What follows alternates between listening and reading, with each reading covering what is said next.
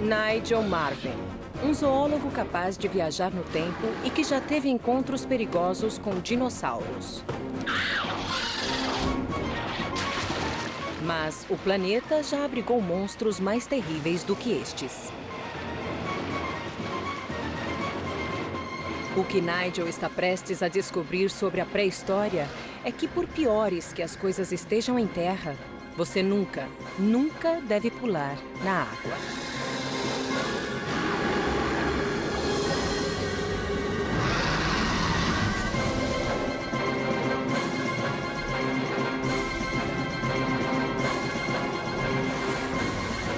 Caminhando com dinossauros.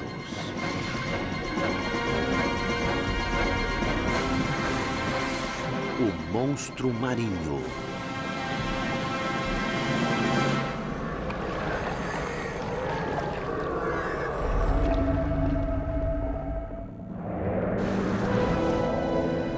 Em sua mais nova aventura, Nigel viajará pela pré-história, visitando 7 eras geológicas diferentes e mergulhando em 7 dos mares mais perigosos do mundo.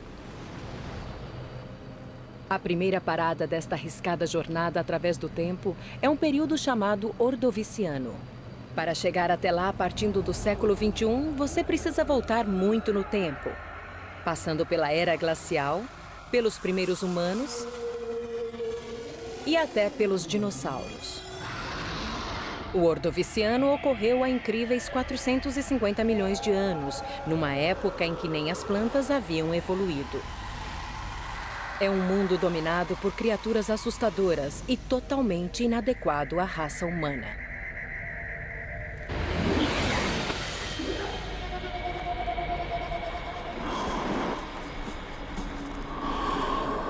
A atmosfera é terrível neste período.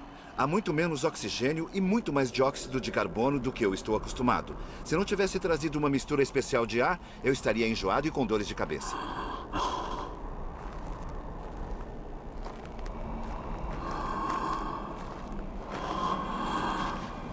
Olhando em volta, dá para ver por que a atmosfera é tão diferente. Não há vida em terra, nenhum inseto no ar, nem mesmo vermes no solo. E o mais importante, nem um pouquinho de verde. Esta é uma época anterior às plantas, por isso o dióxido de carbono do ar não está sendo absorvido e não há oxigênio sendo lançado na atmosfera. No mar, entretanto, a história é bem diferente. Ele abriga a vida há centenas de milhões de anos e a evolução produziu verdadeiros monstros.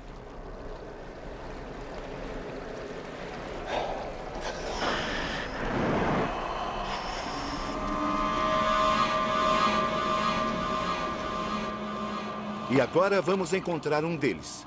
Primeiro, uma isca. No Ordoviciano, esta é a parte fácil. Sem nenhum animal terrestre para consumir as carcaças, tudo o que a maré traz fica apodrecendo na praia. Como este peixe encouraçado. Agora, vamos até a parte rasa, para atrair uma das criaturas desagradáveis que vou encontrar frequentemente nesta viagem.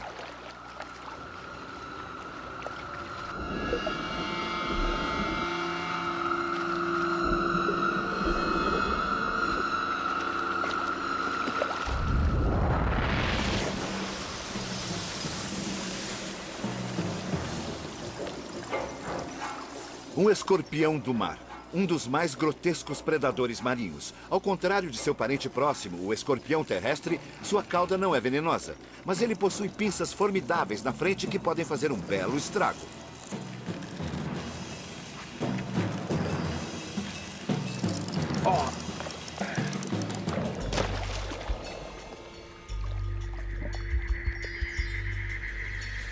O escorpião me deu uma demonstração clara de como suas garras são perigosas.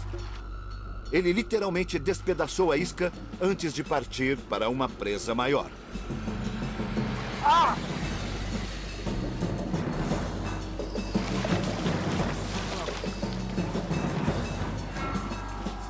Você está bem, Nigel?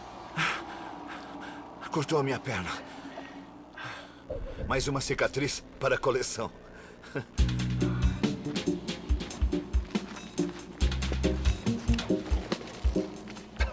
Os escorpiões do mar podem ser perigosos, mas estão longe de ser os maiores predadores. Para encontrar os verdadeiros monstros marinhos do Ordoviciano, eu precisaria de mais do que um peixe num graveto. Decidi utilizar isto para atrair um deles. Não é um tatu-bola gigante, mas a carcaça de um trilobita. Esta criatura não possui parentes vivos no século XXI, mas há 450 milhões de anos elas eram muito bem adaptadas. Variavam de tamanhos grandes como esta, a espécimes menores do que a cabeça de um palito de fósforo.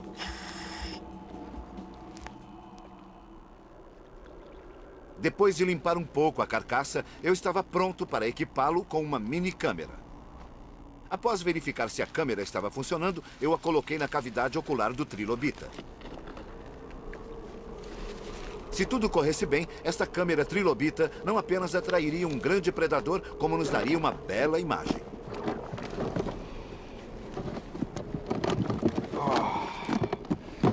Aí está.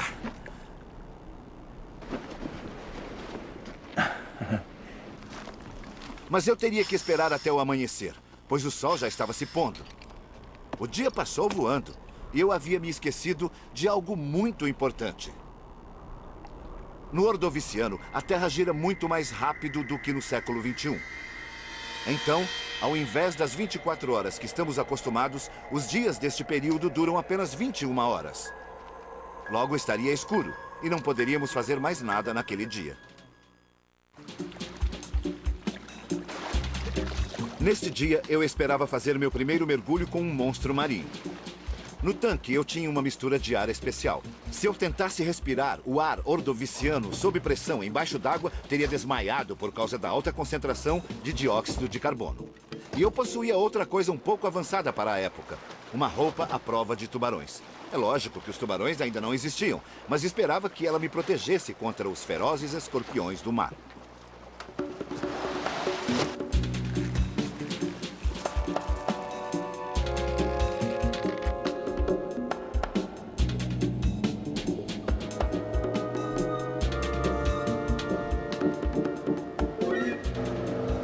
Eu sabia que os maiores predadores estariam nas águas mais profundas, então me desloquei até o meio da baía.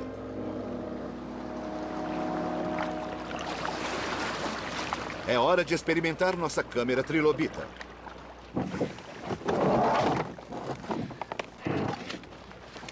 Se tivermos sorte, os predadores vão achar um lanche saboroso.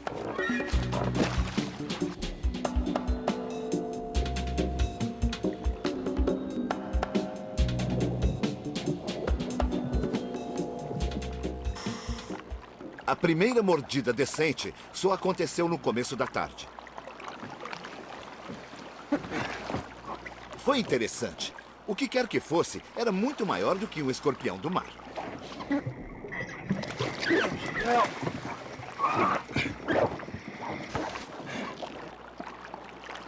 E para piorar, levou a câmera.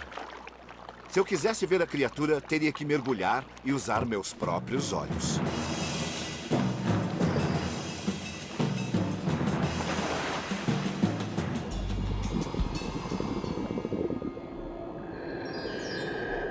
Talvez, seguindo o cabo, eu conseguisse encontrar o predador.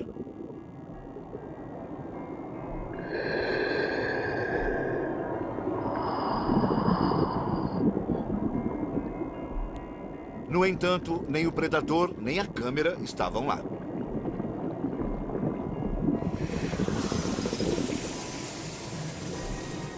À minha volta, tive uma visão interessante.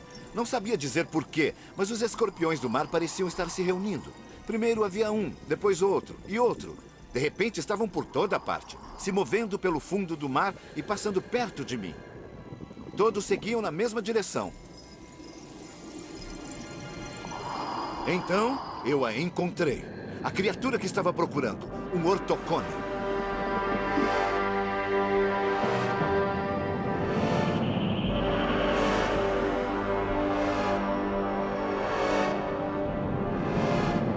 Este era o maior caçador do planeta e parecia se mover em minha direção.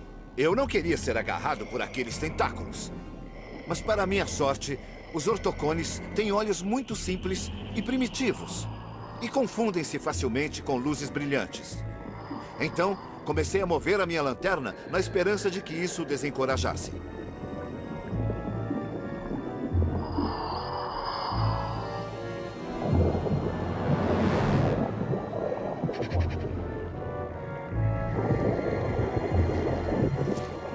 Meu plano deu certo e o Ortocone foi embora.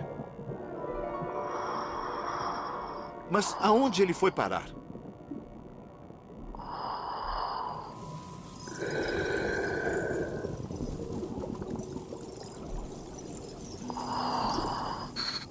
Ali!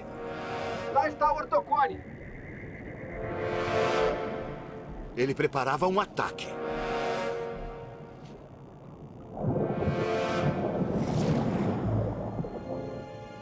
Assisti paralisado o Ortocone arrastar a presa para a boca, onde havia um bico pontudo, forte o bastante para quebrar a casca do escorpião do mar.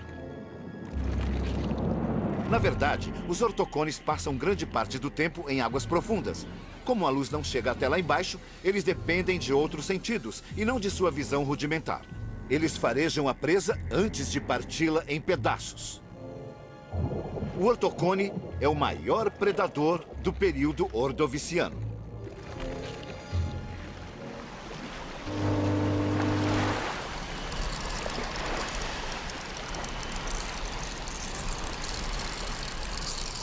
Era para cá que os escorpiões do mar estavam se deslocando, para se juntar à desova coletiva que ocorria na praia à minha frente.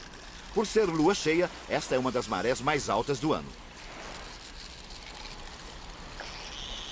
Eles botaram ovos na areia.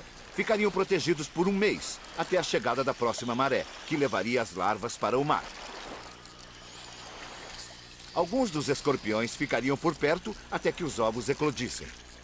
Fósseis adultos, encontrados com filhotes de escorpiões do mar dentro do estômago, mostram que essas criaturas canibalizavam suas crias.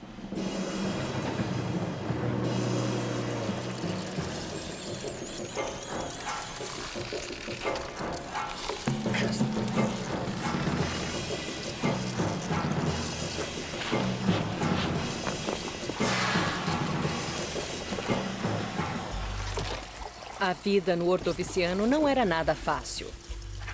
Um lugar onde o ar dá dor de cabeça e você precisa nadar com uma roupa de metal não deve se tornar um destino muito concorrido para as férias. Mas isso não é o pior que a pré-história tem a oferecer. O próximo mar perigoso fica no Triássico. Para chegar lá, Nigel precisa percorrer metade do caminho para o século XXI, até 230 milhões de anos antes de Cristo. É uma época em que os répteis dominam os oceanos e os primeiros dinossauros estão aparecendo.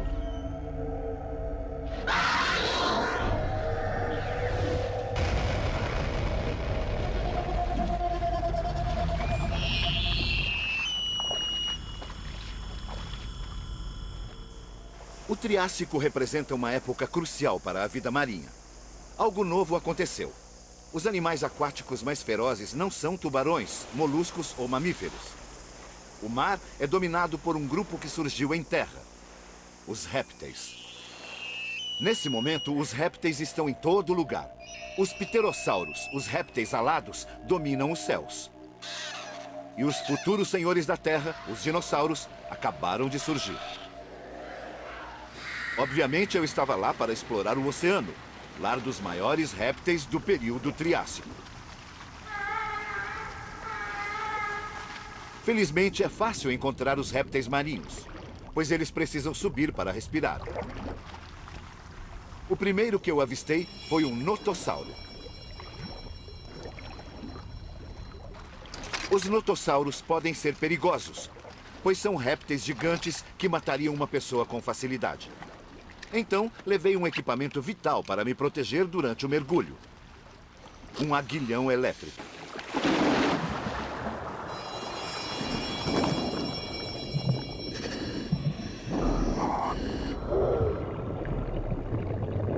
Não havia apenas um notossauro embaixo d'água, mas uma dupla. Eles eram incrivelmente curiosos e chegavam cada vez mais perto. Eu era o primeiro humano que eles estavam vendo.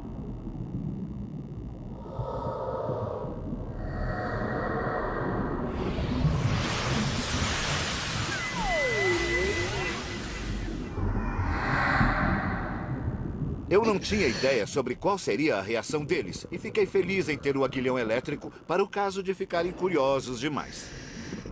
Mas por enquanto estavam apenas nadando ao meu redor.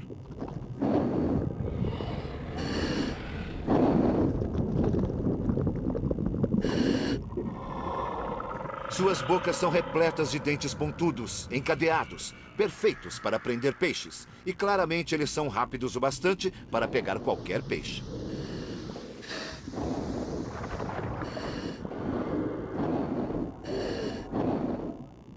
Um dos répteis mais bizarros da história estava escondido entre as pedras.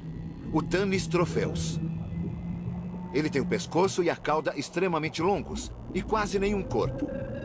O pescoço comprido é perfeito para um predador de emboscada. Ideal para vasculhar a água e agarrar os peixes dos cardumes que passam.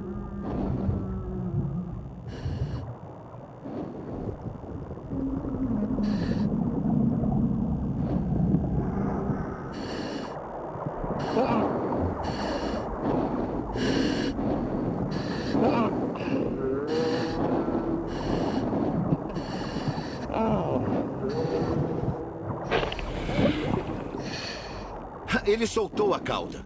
Já vi isso ocorrer várias vezes, quando eu era criança e caçava lagartixas, mas nunca com algo tão grande. Para as lagartixas, era um dispositivo de segurança. Se um predador agarrasse sua cauda, ela poderia sacrificá-la e continuar fugindo. A cauda cresceria novamente. Então, o dano causado no Tanis tropheus não é permanente. Enquanto isso, a cauda se debatia tanto que eu mal conseguia segurá-la.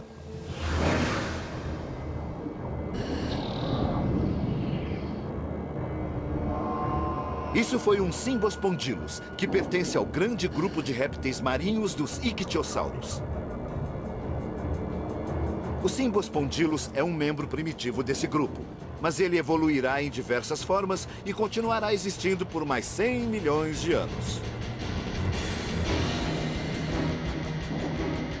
Ele parecia lento, mas eu sabia que com o movimento da cauda, ele era capaz de se mover com muita velocidade.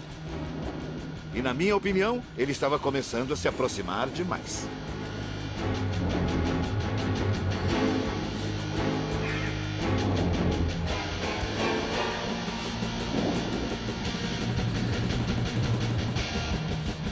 A primeira investida foi apenas um aviso. Agora eu realmente precisava ficar atento.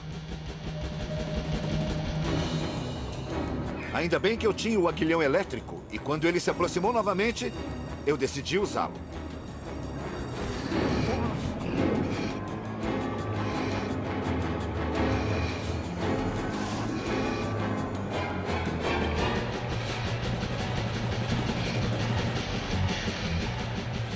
Que réptil espetacular!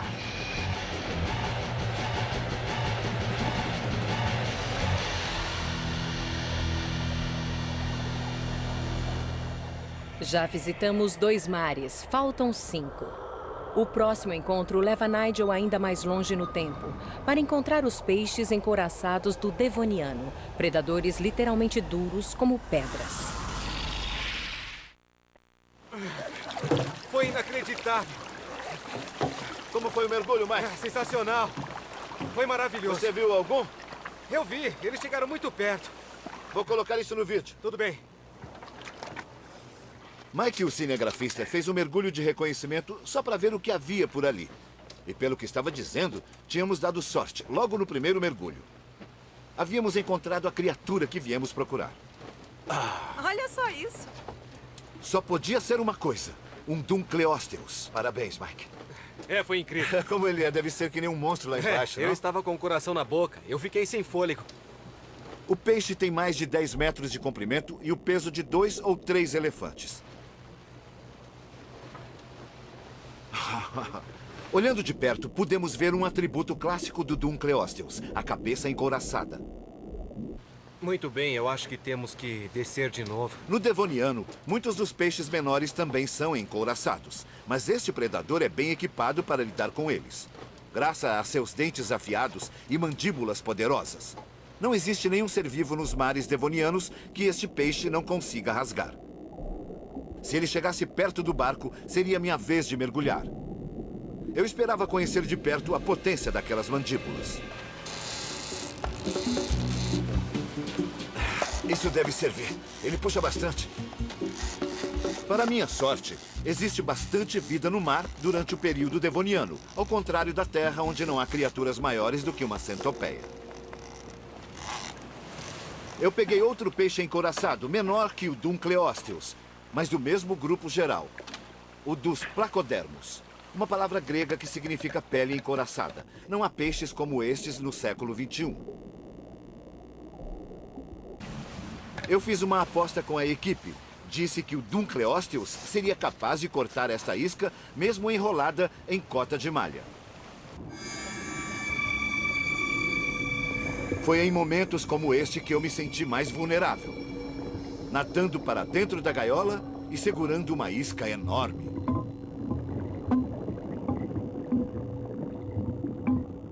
Em segurança, na gaiola, tinha que esperar que o cheiro da isca atraísse os predadores. Se tivéssemos sorte, encontraríamos o Dunkleosteus. E lá estava ele, o motivo da nossa viagem, um Dunkleosteus. E ele vinha bem em nossa direção. Agora eu podia ver com os meus próprios olhos a grossa couraça protetora sobre a cabeça, com mais de 5 centímetros de espessura e cobrindo o primeiro terço do corpo. E lá estava a enorme mandíbula com os dentes afiados projetados para fora. Eles são projetados para cortar como tesouras. E o próprio atrito entre eles é o que os mantém afiados. Essas mandíbulas podem cortar qualquer coisa. Era hora de ver se eu ganharia a aposta.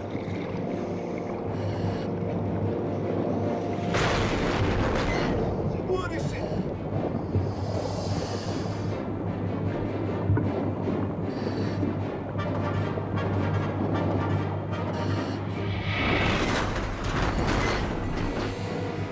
As coisas começaram a ficar assustadoras, com ele testando a resistência da gaiola.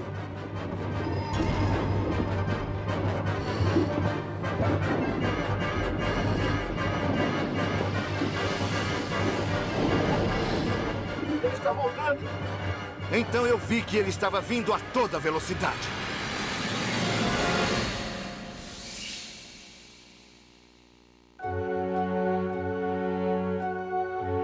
Versão brasileira Vox Mundi.